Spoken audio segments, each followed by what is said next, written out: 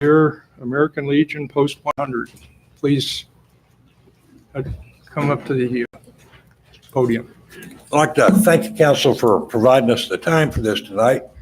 The Lemoore Police Department does a great job for the city, and law enforcement, much of the time, is a pretty thankless job. So we at the Post are proud to be able to recognize one of our officers each year as a way of saying thank you, and we appreciate the job that they do. I would ask if Chief Kendall, who's a member of the Post, would escort Officer Eric Trevino up to the podium, please. Thank you, sir. Got a little information I'd like to share with the folks here tonight on Eric. It is with great honor we present Officer Eric Trevino as the recipient of the 2019 Peace Officer of the Year Award from the Lemoore Police Department. Officer Trevino began his law enforcement career with the Tulare Police Department, where he specialized as a narcotics detective for almost 5 years. He joined the Lemoore Police Department in April of 2018 and has been instrumental ever since. Officer Trevino's passion was quickly recognized by his superiors, earning him numerous commendations and special assignments. Earlier this year, he became our newest canine handler and can be seen patrolling the streets of Lemoore with his partner Rocket. Officer Trevino was selected to be the range master and Glock and rifle armorer for the Lemoore Police Department. As expected, he took on this new assignment vigorously and successfully conducted an active shooter response training for our officers this past June. Officer Trevino has proven his dedication to making a difference in the lives of our community's youth by volunteering his time to mentor our PAL wrestlers, giving canine demonstrations for kindergarten field trips, and painting curbs with our LHS wrestlers. His commitment and exemplary service has also earned him the title of Field Training Officer.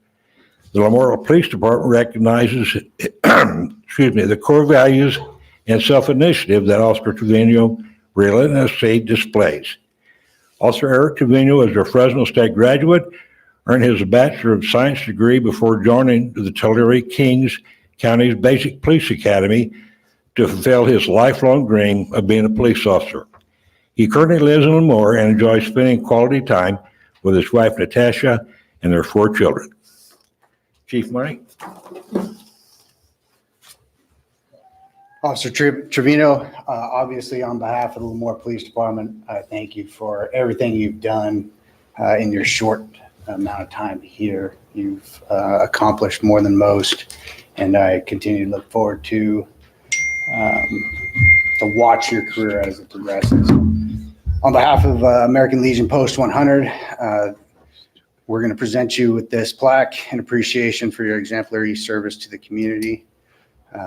Lemoore Peace Officer of the Year, 2019.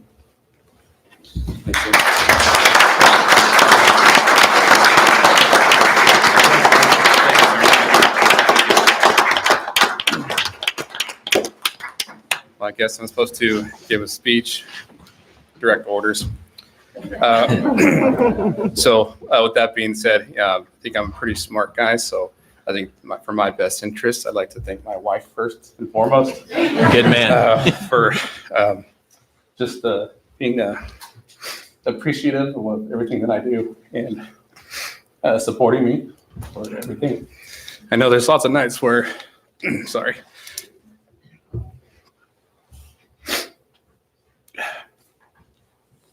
There's lots of nights where we're having dinner and we get called out, but it's the job that I signed up for and that I want to do. They mentioned the word passion earlier, and I love this job. All I think about is taking bad guys to jail and, fighting crime. Sorry. I also had something else on my mind earlier. I was thinking about the officer that got the award last year, Officer Diaz. I just want to say I miss you, bro.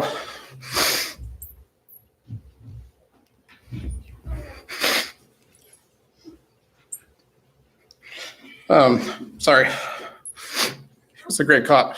Went to the academy with him, and good dude. Again, I just want to say thank you for letting me into the Lemoore PD family. I know I just started, but it feels like I've been working here for a long time. It feels awesome. Makes me want to go to work every day, and you can't beat that. So, sorry. Thank you guys for everything, and I hope I can continue to do good work for you guys. On behalf of the city of Lemoore, we want to thank you for your service. Thank you. And I think everybody needs to get up.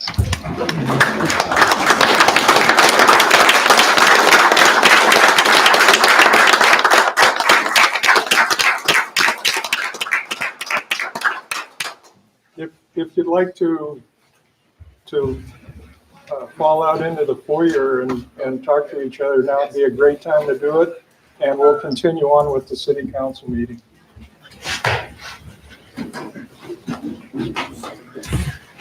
One of the best officers in Lemoore.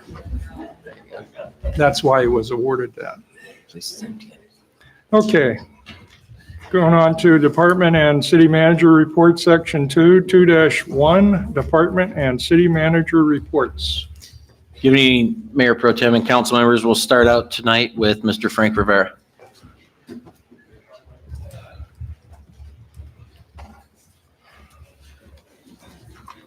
Good evening, Mayor and council members.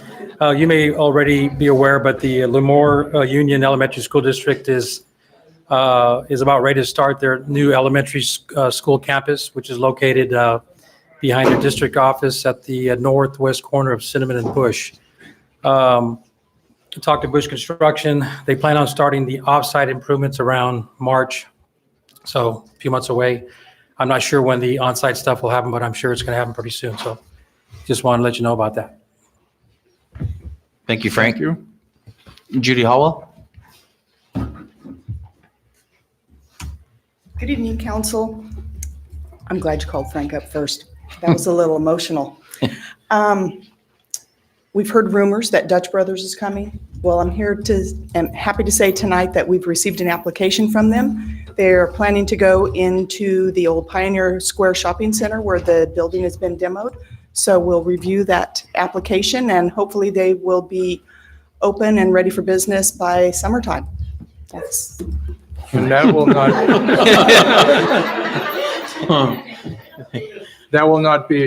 that will not require an approval through the city council. It'll be administrative. Okay, thank you. So, that means I'm happy. Thanks, Judy. Next up is Chief Mike Kendall. Good evening, Mayor Pro Tem Fleury and council members. I just want to give you an update in regards to our reorganization at the police department. Commander Ochoa's title has been changed to captain, which more aligns with the industry standard, and her responsibilities will generally stay the same. With the lieutenant position being created, this will allow her time to focus on areas that I think we've been missing out on, like grants, stuff like that. We held testing for the lieutenants, and it is my pleasure to announce that Sergeants Danny Santos and Matt Smith will be promoted to lieutenant effective February 10th. Danny has been with the department for 14 years, serving in the role as Patrol, Narcotics Task Force, SWAT, and has overseen detectives as the detective sergeant for the past 3 years. Matt Smith has been with the department for 12 years and has also been assigned to Patrol, the Narcotics Task Force, the SWAT team, detectives, and he's currently our head range master. I have the utmost confidence that they will succeed in their future role within the department. We held testing for the first phase of testing for sergeants today. They will meet with the top 5 candidates on Thursday, and I should have a decision made by Friday. That's it. Thank you. Okay, and then for me, again, good evening, Mayor Pro Tem and council members. Mayor Neal is out this evening. He has a family member with a medical issue, so if you could keep the Neal family in prayer. I know that they're at the hospital and have been there for several days, so keep them in your thoughts. So he will not be attending tonight. Moving on, the community roundtable meeting, we have one scheduled for 2/25, which is the last Tuesday of the month here in the council chambers at 5:30 PM. If you'd like to come and have a discussion with myself and talk about things you like about the city, things you wish we could improve upon or enhance upon, that's a good time to get together. Flyers are out and you RSVP with the city clerk for that. Staff and I attended a CDBD training today in Visalia for some community development block grants. They've revamped the whole system. It's no longer a 4-inch catalog of paper submittals. It's all going electronic. They're revamping and testing due to the fact that California ranked 51 of 50 for getting funds out to the community, and they were 51 because they did include Puerto Rico. So they were dead last. So this is their opportunity to revamp and try to make the process easier, more accessible, and get the funds out there in a timely manner. So looking forward to that, see what we can qualify for. There will be SWAT training tomorrow night over at the CMC, starting probably around 7 PM and going through probably till midnight or 1.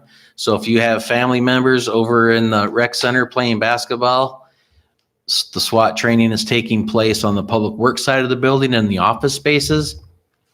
It's training. There's nothing going on. Your family members will be safe. We'll be posting it outside there tomorrow. So if you do see a lot of activity around the CMC tomorrow night, it is training. So don't panic. And then lastly, I would like ask council for consensus for staff to bring forth a study session to discuss potentially moving the council meetings to a different night other than Tuesday, and staff will have a few recommendations of why we want to do that, but I'd like to get it agendized if I can get consensus for that. I agree. I concur. Yes. Okay, thank you. That's it. Oh, sorry. I'd like to congratulate Officer Trevino, even though he's gone, and thank all of our officers and first responders and our volunteer fire department and EMTs for keeping us all safe. Appreciate it. Thank you. Next order of business is the consent calendar, section 3. These items are considered routine in nature and were voted upon as one vote. And at the end of the list of items, the council will have an opportunity to pull any particular item they wish, or any member of the public can pull an item from the consent calendar. So 3-1, approval minutes, regular meeting, January 21, 2020. 3-2, approval resolution 2020-02 or 02, a resolution adopting and implementing a classification plan for all city positions. 3-3, approval resolution 2020-03, a resolution adopting and clarifying benefits for unrepresented employees. 3-4, approval budget amendment. National Demographics Corporation, City of Lemoore election districting. City Council, Did I say something wrong? City of Lemoore, City Council, election district. City Council election districting. Gotcha. 3-5, approval budget amendment and agreement. Moore Twinning Associates, Inc., for special inspection and material testing for Lemoore Dispatch Project CIP 5712. 3-6, approval amendment of paymentus agreement. And 3-7, approval resolution 2020-04, establishing a policy for the discontinuation of a residential water service for non-payment and amendment of amending the master user fee schedule to revise the fees for water service reconnecting in compliance with the Water Shutoff Protection Act, California Health and Safety Code Section 1169 00 and Hold on. what follows. Is there any items that you'd like to pull off the consent calendar? Nope. Would any member of the public wish to pull anything from the consent calendar? Okay, we'll have a motion then. I motion to approve consent calendar. Motion. I'd like to second that. A motion from Mr. Lyons and a second from Councilmember Scaldi. Any discussion on the motion? Hearing none. Councilmember Lyons? Aye. Councilmember Scaldi? Aye. And I vote aye. The motion passes. Public hearing, section 4. 4-1, first reading, ordinance 2020-01, amending Title 3, Chapter 2 of the Lemoore Municipal Code pertaining to the description of the downtown business improvement area. Ms. Hallwell. Yes. The city clerk is bringing the map up. So what this is really just a housekeeping item. We noticed that in our municipal code that the location, the description of the location of the downtown area does not, all of the dots do not line up, basically. And so we just need to do an ordinance change to correct the omission that happened. So what happened was, and this is kind of comical, because I read the description of the downtown area when I first came to work here in 2002, and it all made sense. Well, I happened to be looking at a document that's titled Central Parking and Business Improvement Area, and that was from 1975. Well, they changed the ordinance in 1995, and they omitted one sentence out of the area description, and that changed everything. So today, we're just going to correct things. And so in your staff report, there's an ordinance attached to it, and it's just adding the one sentence, thence northerly along the center line of Lemoore Avenue to the center line of the railroad right-of-way. And you can see up on your screens where the map is. Without that sentence in there, it doesn't connect. Okay, any questions on that? No. Before I open up the public hearing? Negative. Okay. Open the public hearing. And this is your opportunity to get up and address this. I see no one standing up, so I'll close the public hearing. This is housekeeping, basically, to correct oversight. So I don't have any particular objection to it, so any discussion or motion? I'd like to make a motion. We approve as the change as read. So what you're doing is you're making a motion to to waive the first reading, introduce and waive the first reading. I motion that. Second. Okay, so what I understand is you want to waive the first reading of the ordinance in the entirety and set the second hearing for the next regular council meeting. Is that what I'm hearing? Yes. That's what I thought I heard. Yeah. So, we have a motion and a second. Yep. Any discussion on the motion? Seeing none? Let's see, that would be Councilmember Scaldi, Aye. Councilmember Lyons, Aye. and I vote aye. Thank you. The motion passes. And done with that item. The last item, 4-2, dealing with a public hearing, consumption lounge license, and this will be the city manager. Good evening, Mayor Pro Tem and council members.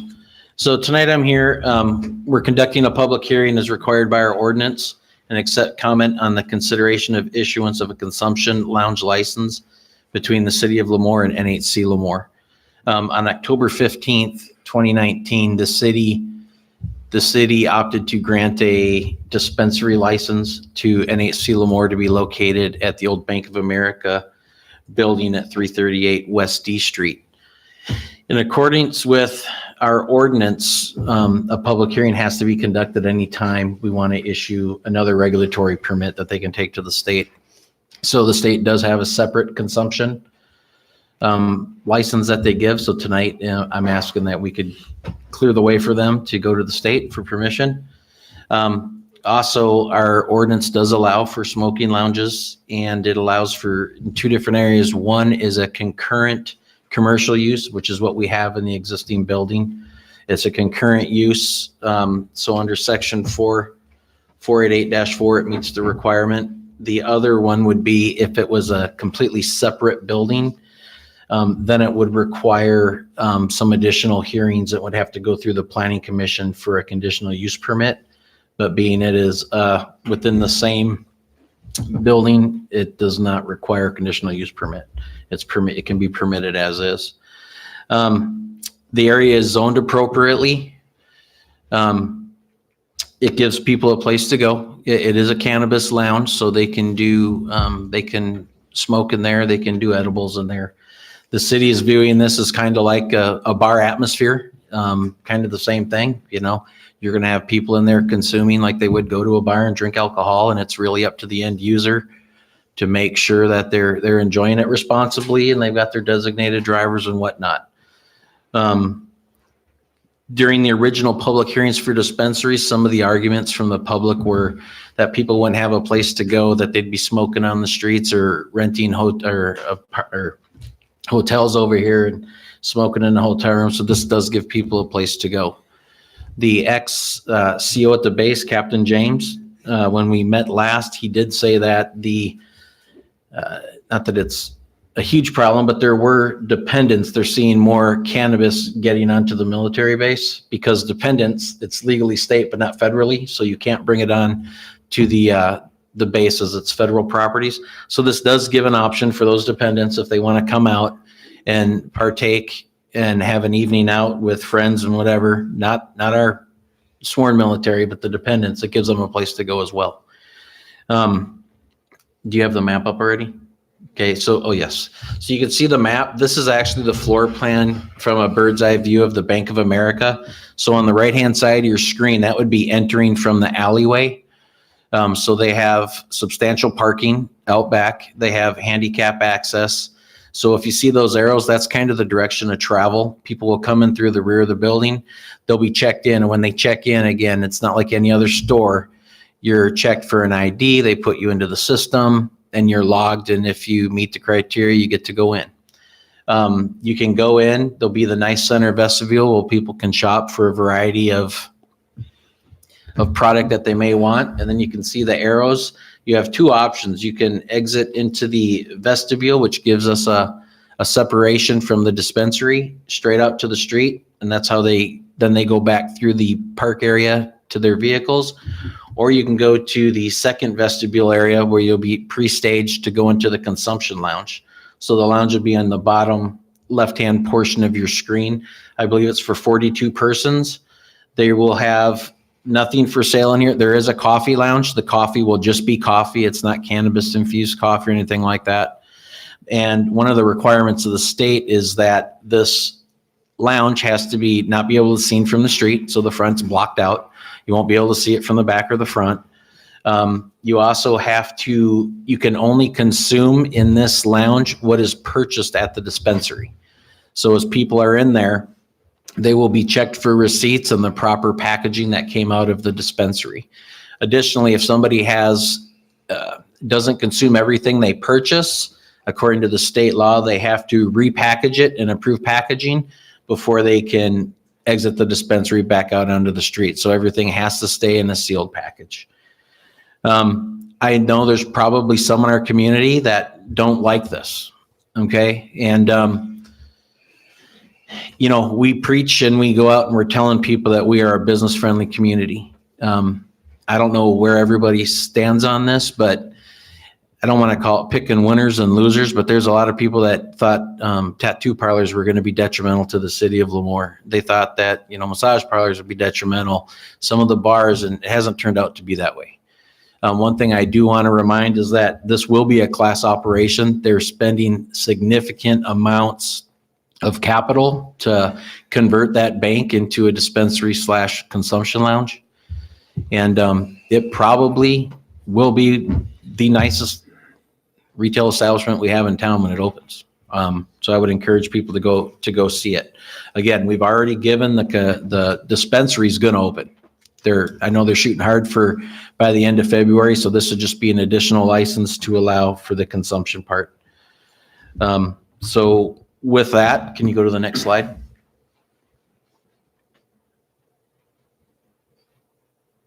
Another requirement of the ordinance and the state laws is that you can't smell this stuff. So if you look down at the bottom, all those lines that run over the consumption lounge, that's the air handling system that'll be put in place. It's moving about 800 CFM a minute. It has carbon filtration to take the volatile solids out of the air and the smells. It has UV lights, so a very high-end, sophisticated filtration system that outside of the area, you will not be able to smell the stuff coming out onto the road. So I'm asking council tonight, because I've only got 3 sitting council members. I need 3 votes for this to go through. I want to remind you that how important this is, and the fact that we do say we're business friendly. And one thing, our chief of police has the right on any one of these cannabis related businesses that if it isn't as advertised or it's causing problems, he does have the authority to shut that organization down. Not that we would want to do that. We would always work with somebody, but we have no reason to believe that this is going to cause any issues. So the only thing really out there that would prevent people from giving this a try would just be personal opinions and what they think may or may not happen. But there's nothing out there to tell us that this is going to be detrimental at all to our downtown area. In fact, it should bring in more people and get the foot traffic downtown, which is why we started down this path. One of the reasons we started down this path in the first place. And I don't know when it's going, but I do believe Coalinga has something upcoming in the next several months. They intend on opening a consumption lounge as well. We will be the first ones in the San Joaquin Valley. If you choose to pass this tonight, unless somebody else is open, you gentlemen can correct me. We do have some representatives from NHC in the audience if you have questions or need any clarifications as well. Thank you. So what our job tonight is to allow the city manager to execute and issue a consumption lounge license. So first thing we'll do is open up. Do we have any questions first on the council? If we do pass this resolution, how long before the permit comes into play and they actually open the lounge itself? So right now, I know they've already submitted for the dispensary license, so that's in process. And they could correct me if I'm anticipating that to come through probably any day, based on the other dispensaries license being issued already. For this one, I don't know what the time frame is on consumption lounges, so I will defer off. But if passed, I will give them the permit tomorrow, and then they can submit that to the state. So it's really up how long the state takes to do that, but. That being said, the dispensary could open before the consumption lounge if that permit isn't ready and issued by the state. Let me open up the public comment and we can hear from them during the public comment. Is that correct? Okay. Whatever you prefer as council, yeah. Let's do that. I'll open up the public comment. Now you're back. You may get back up and say what you were going to say before I gavel. Oh, here we go. Public comment. Tom Reed, 1060 Broadway, Lemoore. I would just be interested in knowing what the process is that they will check to ensure that someone has a driver that's not partaking in the lounge. Thank you. I think I can address that. I think people have to be self-regulating. When people leave a saloon, they have a choice of going into their car and driving away, just like they're going to a consumption lounge and consuming and getting in their car. They have their own responsibility that they have to stand up for, and that's my opinion. Do we have any regulation that's going to keep people from doing what they want to do? None that I'm aware of. I think Okay. it would be kind of the same. Let's Do it responsibly. Next. Hi, Nick Andre, Chief Operating Officer of Natural Healing Center. Thank you for considering this tonight. This is definitely a significant decision that we don't take lightly, and we commend you for for taking the leap here and considering this, because this would be the first in the Central Valley, and we think would draw a significant amount of people into downtown Lemoore, into Lemoore in general. I think to address some of the questions, the state license, we believe, will be issued fairly shortly for the dispensary. The dispensary likely will open first before the consumption lounge. We're racing to get that open as quickly as possible, and we're going to prioritize the construction on the dispensary side.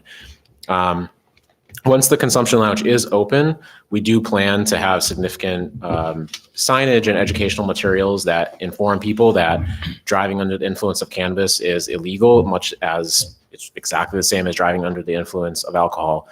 So there's an educational component to that. We also are looking at partnerships with Uber and Lyft to have some type of vouchers for people that do not have a ride home, that we would basically provide them a voucher for an Uber.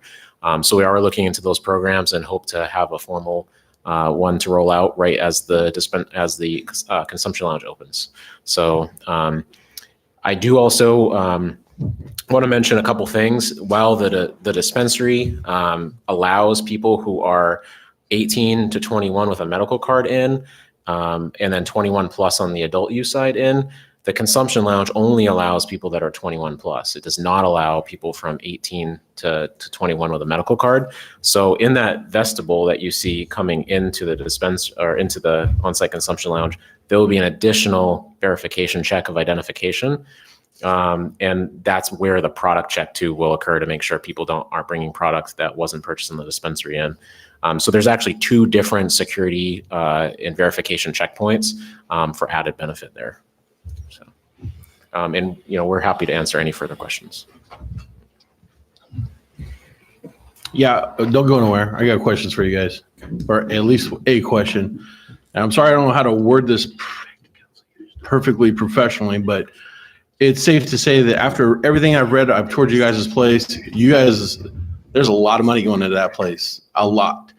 So it would, to me, if you guys were to see someone in there, I don't know. I'm not a professional, or I don't know a whole lot about cannabis, but obviously if someone is deeply affected by cannabis, you're not going to just let that person walk out on the street. Exactly. Right? Correct. I mean, you would try to do something to make sure that person got home safely or had some kind of, because, if there's enough complaints, you're going to get some. Yeah, absolutely. So we have obviously security guards that are there, much like a bar would have a bouncer, people that are just monitoring the crowd and making sure they point out any potential problems among patrons. In addition to that, our staff is highly trained and they go through a vigorous training program, and they're trained much like bartenders are trained not to overserve people and to monitor what they're using and making sure that people don't get out of control. So I would say that if you compare a bar to a cannabis consumption lounge, you're going to have far less problems with a cannabis consumption lounge, just because generally cannabis mellows people out, right? Yeah. And alcohol can be quite the opposite. So we feel that this is going to be a very positive thing for the community. One of the things that actually came up, and one of the reasons why we proposed this, is after talking with the tourism officials in San Luis Obispo County, where we're based out of, they came to us and said there's a problem that they were encountering. People are coming into Pismo Beach and to other coastal cities and wanting to go to a dispensary, and they want to try to promote cannabis and cannabis tourism and touring farms and things like that to bring awareness to the region. And the problem is that technically there's nowhere for those tourists to consume cannabis. And so a lot of the hotels are no smoking, even in the rooms. You can't consume in public. So where are the people who are tourists supposed to consume legally, right? There really is nowhere for them. And that was a problem that we didn't even realize existed until we talked to the tourism officials in our county. And so that's something that could be very applicable. You guys have attractions here. You have the casino, you have the surf ranch. You're going to have like new things with the new cannabis industry coming in here, the ability to create some tourism opportunities. And if those people don't have a cannabis consumption lounge to consume their cannabis, where are they going to be able to do it following the rules? So that's a benefit for sure. I will agree with you on that. I hate to look at the Debbie downside of the coin, but yeah, we are going to be a cannabis club and a consumption lounge for that long. And they're going to pop up because you said Kalinga's thinking about doing the same thing? Yeah. Potentially, I heard yes. the same thing about Hanford. But Yeah. And my point is, if people come to visit the surf ranch or people Yeah. come from out the area and are visiting, yeah, they can't legally consume cannabis anywhere other than a cannabis consumption lounge right on. or a private home. I just want to say after touring the place, so far, good job. You guys are Thank you. top notch. I've been to your cannabis facility over in Grover, and are you guys on the hook? Are you guys trying to open up a cannabis lounge in San Luis Obispo County somewhere? Yeah. And So where are you guys in that? Just so I can see how much prior stuff that you put in. Is it just all Lemoore? Or are you trying or yeah. somewhere So else? for context, the CEO of our company site consumption event under the Prop 215 rules for medicinal customers. And that was an event held a couple of years ago. I forget exactly when, but I believe there was over 7,000 attendees to the event without a single law enforcement issue or a single incident at all. So the company has a track record of complete compliance and positive results from events and different operations that we've held. In Grover Beach specifically, we do hope to open a consumption lounge in Grover Beach at some point as well. Grover is creating a framework for that right now, but it has not passed. And so they're not considering any, on-site consumption lounges at this time. But we hope it's going to be very, very Down the soon. line. Yeah. Thanks, Nick. Yep. Thank you. That took your 3 minutes. Sorry. Next.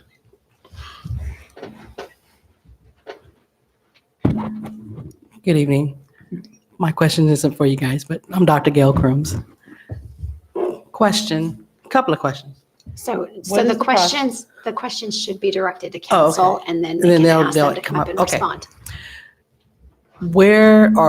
What is the process of, because this is an organic element, that eventually it'll go bad if you don't sell it fast enough. What is the process of disposal? And the other, I thought that these places were non-THC cannabis. I don't know why I thought that, but I'm just kind of curious. Is that something that is normal, having the THC in it? I thought it was for wellness and people that are in pain and whatever, they're looking for something other than the item with the THC in it.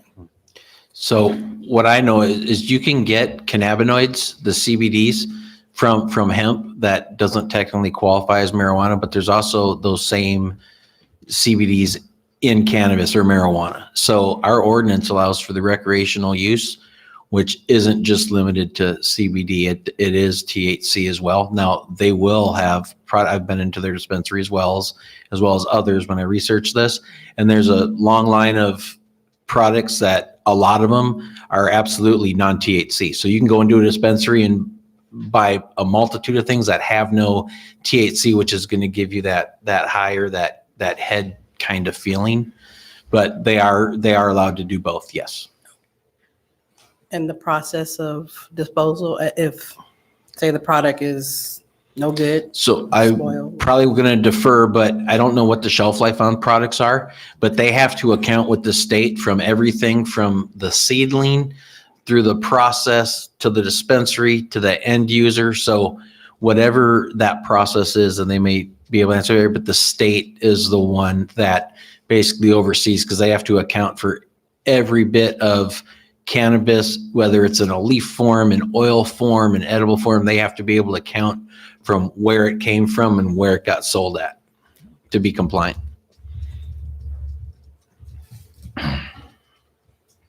You want to amplify on that?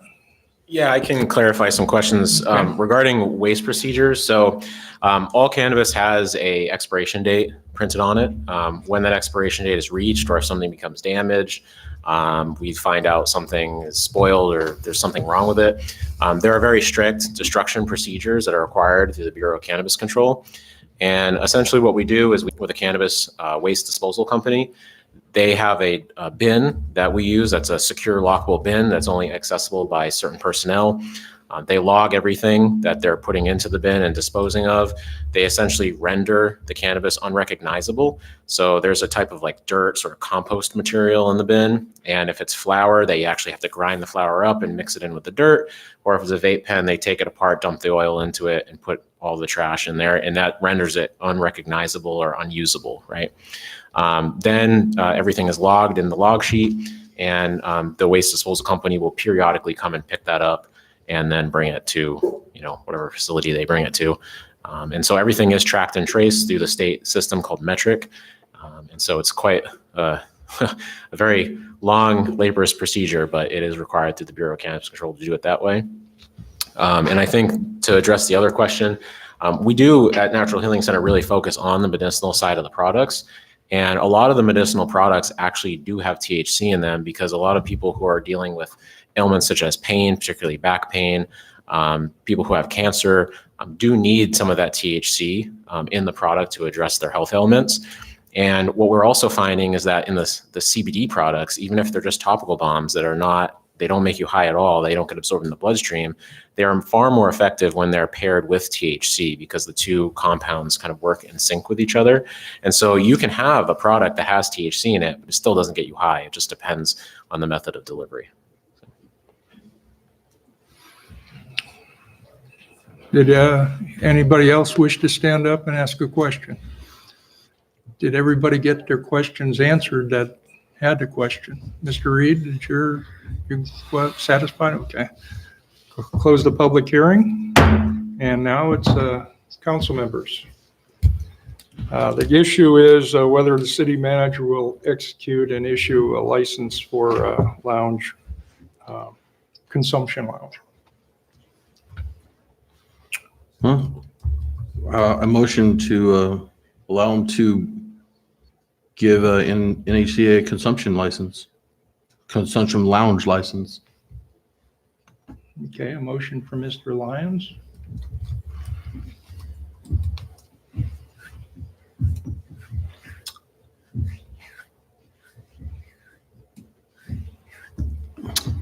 And I second the motion. So we have a motion and a second. Any discussion on the motion? Mr. Lyons, or Councilmember Lyons? Aye. Councilmember Pleward, aye. Councilmember Spaldy.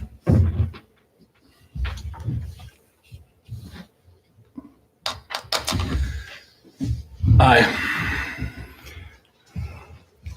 The motion is passed. Thank you. The next order of business is new business. We have no new business in section 5, section 6. Brief city council reports and requests. 6-1, city council reports and requests. Me? Councilmember Lyons. So, first of all, Officer Trevino, I know that he's gone, but his, I don't know, getting up there at that podium and the emotion that came out of that guy, that was pretty touching, and really glad to have him aboard. Hope he stays for a long time. Seems like a great person to have on our force. I'd like to thank Dutch Brothers for coming to town. I don't know. Yeah, some people are more excited about it than others. I wish I drank coffee, but I don't. NHC, I hope you guys don't serve Dutch Brothers coffee in your consumption lounge, because you'll put them out of business, it seems like. And I just want to thank everyone else for being here. I thank the police department, fire department, and all city staff. You guys are doing great. Done. Okay. Councilmember Scully. I would also like to congratulate Officer Trevino and thank our whole LPD. They do a fantastic job. Dutch Bros is huge. My kid and some kids from Lemoore and Hanford, they, for some reason, drive up to Fresno just to go get those stinking things. And I really don't understand it, but I'm not a coffee drinker. So at least our kids don't have to drive to Fresno to get it. And hopefully we can get, the kids from Visalia and Hanford coming to Lemoore instead of jumping on that 99 or 41 going up north. NHC, they said, I've been to your facilities and I'm impressed beyond. I hope it doesn't come back to bite me in the backside. I went to Chief Kendall's office today and he was gracious enough to meet with me and we chit-chatted about this a little bit. And if you can't trust your chief of police, you can't trust anybody in the world. And he felt pretty positive about this. And that kind of swayed my vote because I was coming into this and, you know, a lot of the people said, okay, if they consume it in their own private home. And now we're having the lounge. And like I said, I think it's going to be great for people coming into town. I foresee people coming to Lemoore just because we have that consumption lounge. And I'm the type of person who, if I find something that I like, and like I said, I've been to your place and it was clean. It was ran very professionally. So I think if we can get those people up in here and enjoying your consumption lounge, they drive that 10 miles from Hanford or 20 miles from Visalia and enjoy it and hopefully not drive home. So thank you guys. I look forward to working with you guys and talking with you guys some more. And thank everybody this evening for showing up. I'm done. Okay. I want to concur with the other two council members about our officer of the year. He's an animal lover. He's a canine officer. His canine is named Rocket. So I call him the Rocket Man. I don't know why I call him the Rocket Man. Anyways, I know why. thank you for coming tonight. We're through with our business. I have nothing to report on from this council member. So with that, we are adjourned at 8:19 until February 18th.